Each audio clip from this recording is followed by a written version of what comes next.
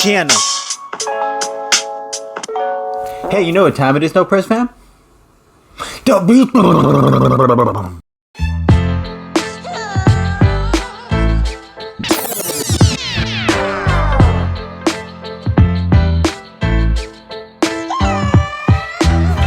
Welcome everyone to another episode of The Beatdown, the segment and channel where two worlds collide. I am your host, Class, with my co-host, Biggs, doing it big, baby, and keeping it 200 subs.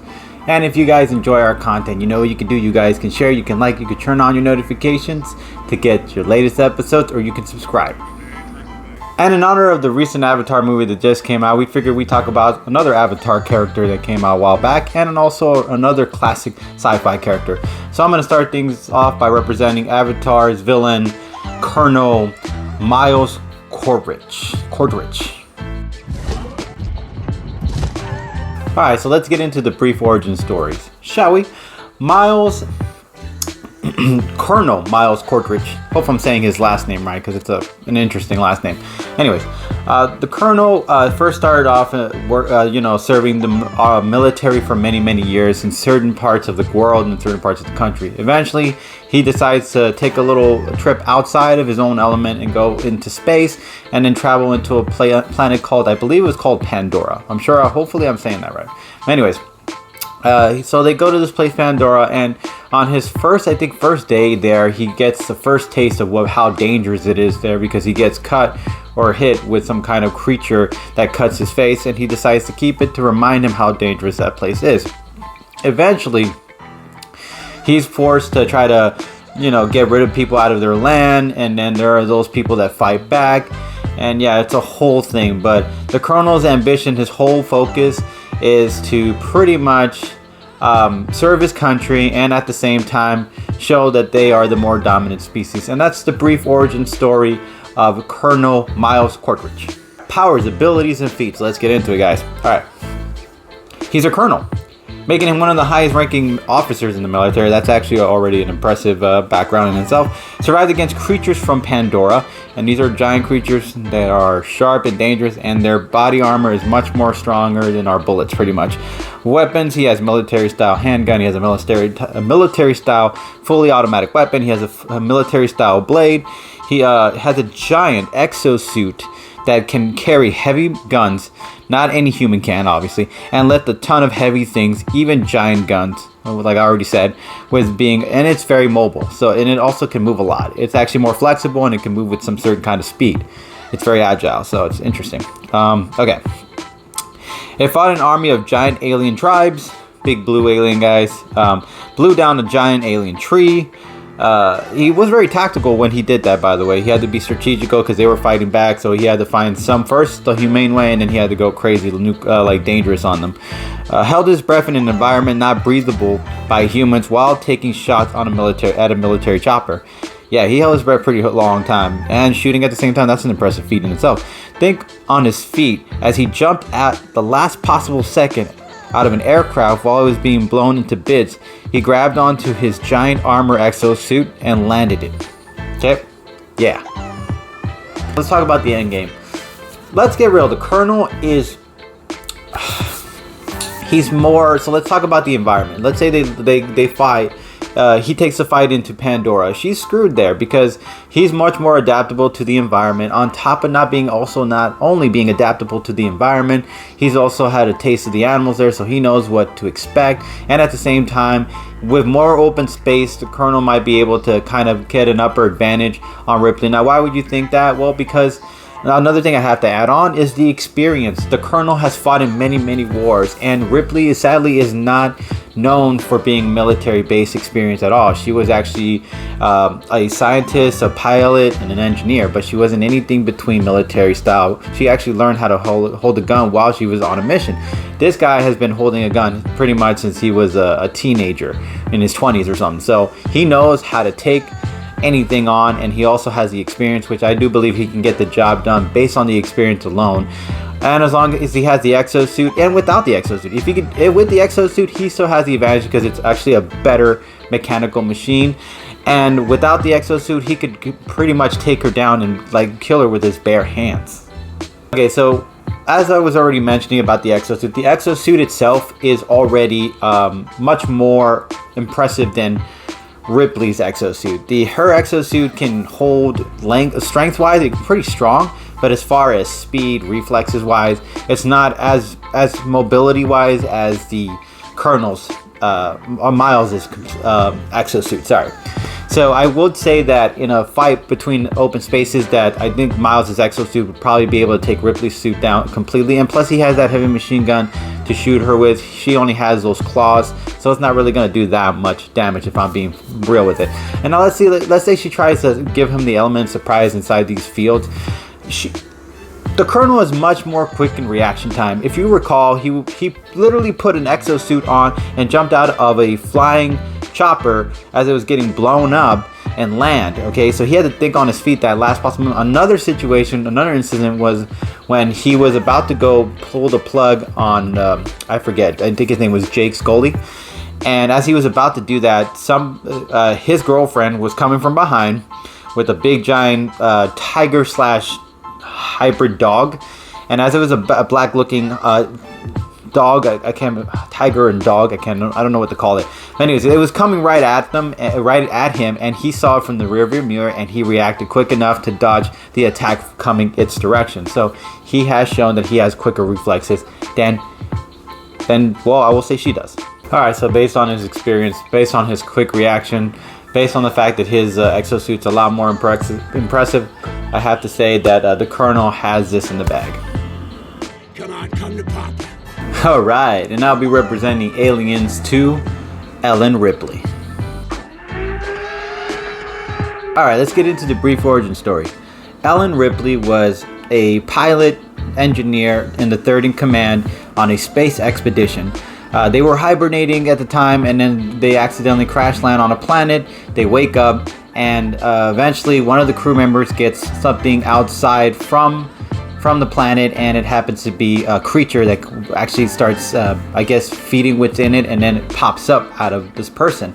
So it happens to be an alien, and this alien starts breaking loose and starts killing everyone, and Ripley is the only one standing after all of this. Even though she has no experience in military base whatsoever, she had to use only her smarts. But yeah, surviving an alien invasion or an alien attack, that's gotta show something. And yeah, that's the brief origin story of Ellen Ripley. Add in the sequel, she goes back to the ship. This is the sequel, this is obviously the sequel, but she goes back and she fights and wins again. So we're clear, and this time she obtains a little girl and saves her life, and someone else, a few people, actually one other person. Alright, powers, abilities, and feats, let's get into it. She's a pilot, degree in civil engineer. She had a baby girl, yeah, and in the storyline, surprisingly, she actually had a baby girl without using any drugs to do it. If you watch, there's actually some information about that. That is true. 3rd in command, and it's not about the sequel, by the way. When I talk about that, having a girl, it's not that little girl that she meets in the sequel. It's an entirely different girl. That's why she has like a mother intuition, or like that mother intuition when it comes to that little girl. Anyways, she's 3rd in command. She didn't use muscle to defeat aliens, but rather her smarts. Keep that in mind. When you put a little girl in harm's way, she will stop at nothing to put you down. She had more self-control during a stressful environment compared to a few members of the team, and they were military-based Marine guys, so we're clear. She took down, this is interesting, she took down a xenomorph queen, which had a second mouth within itself, acid for blood, a wild tail, and it was bigger than any that were presented before. Okay, exosuit had a blowtorch, 2 claws like hands, and a strong enough grip to carry a giant queen alien. Okay, in the ship she has robotic sensor machine gun, or motion sensor, I guess, an M41A pulse rifle, 10mm with over and under 30mm grenade launcher, a sonar sensor to detect activities, or her invention, the flamethrower hybrid that is taped together with the M41 pulse rifle. Impressive feats also is that she survived getting planted with an alien egg, which happens a lot. People get caught up with that thing because that thing has a strong tail, and learn from a Marine how to use her rifle, so you know that she's also prepared, and she's smart and capable, and she learns quickly. Alright, so the end game to this fight. Ripley is a pretty smart girl, which means she's able to adapt quickly to a lot of things, including getting into a fight with someone who's probably more superior, much more skilled. So she's not just gonna immediately get into it headstrong and fight someone who clearly has military space experience and who looks fearless. She's gonna figure it out. If she was able to take down something of an alien, of a superior being that had weapons literally attached to its body and survived it more than several occasions, I do believe she's going to figure out that the Colonel is a dangerous man and not to trifle with him. So I think the best thing she could do is take the fight to her environment, which happens to be the spaceship. Get him to lure himself into that environment, into the spaceship, because I do believe the Colonel will go, because he's cocky enough to think that he can take anything. He's obviously fearless. He doesn't think that nothing can hurt him, and I don't believe he's going to be intimidated by Ripley whatsoever. Alright, so now my argument going into the spaceship. It's much more of a smaller environment, which means that I do believe the Colonel might have more difficulty in it's much more difficult to be more mobile in a much more cramped space environment, including a spaceship. Even if it is still kind of spacious enough for exoskeletons to move around, it doesn't have a lot of movement.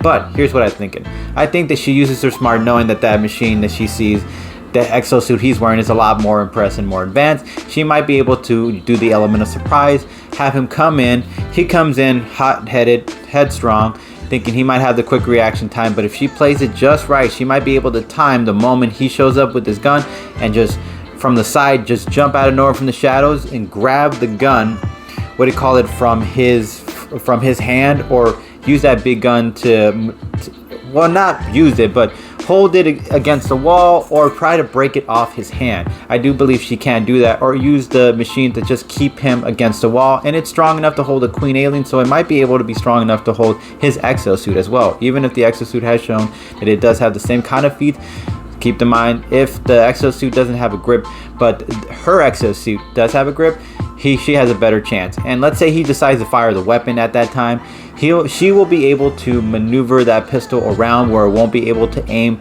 directly at her. A couple other things is that obviously you don't want him to be still mobile, so I would recommend maybe setting him also while he was running towards the inside of the spaceship. He gets trapped in one of those floor trap doors. Maybe gets stuck in that. And if he gets stuck in that, then there's nowhere to go, and that's where Ripley might have him where she needs him. Now, if she gets close enough to him, I think she has much more of a better advantage, because her exoskeleton does have a flamethrower, and I do believe that she could crank up the heat on the Colonel, or maybe burn him out of there, or torch his glass out. Now, at some point, if that be the case, let's say he's stuck and she's burning him out, eventually I think he's going to come out, and that's where I think Ripley has much more of an advantage. And you might be thinking, how is that possible, since he's a military base experienced guy? I'm basing this on the weapons. Before she can get to the weapons, because obviously he's not just going to be lying around there, she's going to have to set the Colonel up to get him to lure him into a room where she can lock it. Now, obviously the Colonel, again, cocky guy, probably thinks that he has her by the ropes and chases after him. Eventually, she somehow sneaks out of the room before he can get to her and locks the door. Now, she keeps him trapped in there for quite a period of time. Let's say hypothetically for short or long. Let's say it's a short end of it. She still has all these weapons. She has that hybrid flamethrower / repulse rifle, I think it's M41A, repulse rifle with the grenade launcher. She has all that in her possession. So I do believe with that weapon, if she has enough time to grab it, she'll be able to smoke the Colonel in that way. If he's not quick enough to get out of the door, which I think she'll still have, like I said, she'll have the time to do what she needs to do and put him down. The other thing is, if it's a long, he can't get out of there situation, I think she could react quickly, get the spaceship up and running, get it into space. That's her home field advantage. She has been known to take down a lot of aliens by taking it into space. So I do believe that with the Colonel, it'd be the same situation. She could probably just take him out into the vacuum of space, or she can shoot some kind of thing at him that shoots him out into space. Either way, she has the smarts to come up with an advantage in space. The Colonel isn't known to be a specialist in type of space environment. He's known to be more of a specialist when it comes to groundwork fight. So another point I'll make, and just to be the final point of this, is that she fought a queen alien, something that is stronger than all the aliens put together, and she's fought several aliens, even a alien cloned or created by us. She has fought a lot of aliens, okay? And she did this without any military experience. So I do believe, and this alien had acid for blood, so I do believe that she is the toughest of the toughest. She is smart enough to take out the Colonel. I think the Colonel is too cocky.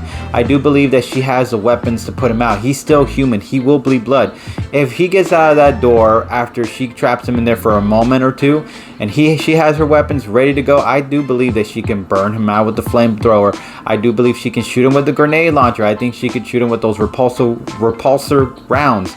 Either way, however you spin it, she has much more better weapons, and she also has that robotic machine sensor thing. If she wanted, she could just put it there and leave it for the Colonel in case he decides to try to escape. He would have to try to figure something out. More time he needs, and again, gives Ripley much more of an advantage. Again, she's just too smart to be taken down that easily, and I do believe she's gonna claim victory on this one. And as always, No Press fam, it's not up to me. It's not up to Biggs. It's up to you guys. So, if you guys like my argument, you know what you can do? You can hashtag Miles Quaritch. And if you guys like my argument, you know what you can do? You can hashtag Ellen Ripley. And as always, No Press fam, we really appreciate you guys. Catch you guys later. Peace.